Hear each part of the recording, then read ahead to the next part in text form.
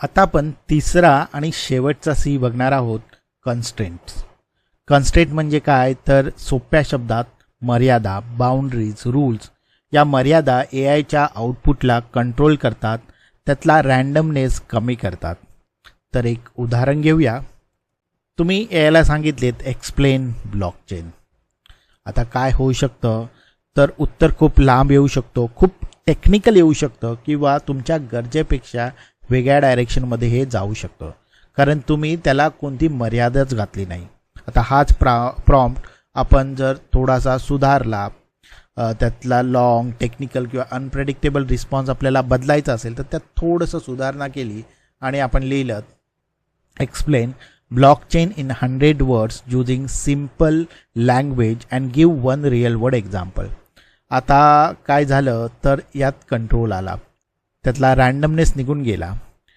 तुम्ही सांगितलं word count 100 words पाहिजेत, लँग्वेज सिम्पल पाहिजे, स्ट्रक्चर पाहिजे, त्याच्यात एक एक्झाम्पल पाहिजे. आता आउटपुट जास्त फोकस आणि प्रेडिक्टेबल होईल. तर तुम्ही कन्स्ट्रेंटमध्ये काय काय गोष्टी सांगू शकता तर तुमची वर्ड लिमिट देऊ शकता. टोन तुम्हाला प्रोफेशनल पाहिजे की फ्रेंडली पाहिजे ते सांगू शकता. तुम्हाला फॉर्मॅट कसा पाहिजे, टेबलमध्ये पाहिजे, बुलेट पॉईंट्समध्ये पाहिजे, जेसनमध्ये पाहिजे ते सांगू शकता. स्ट्रक्चर कसं पाहिजे ते तुम्ही सांगू शकता. आउटपुट कशा प्रकारे पाहिजे ते सांगू शकता. कन्स्ट्रेंट हा महत्त्वाचा आहे कारण ते हॅल्युसिनेशन कमी करतं, कन्सिस्टन्सी वाढवतं. सोपं एक्झाम्पल द्यायचं झालं तर हायवेवर गार्डरेल्स असतात ना, जर गार्डरेल नसतील तर गाडी कुठेही जाऊ शकते. गार्डरेल्स गाडीला योग्य लेनमध्ये ठेवतात.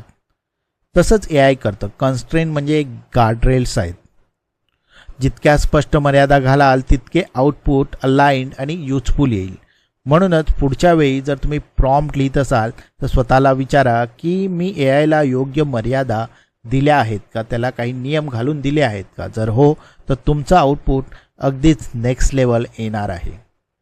तर मित्रांनो, आज आपण शिकलो the 3 C's of prompt engineering.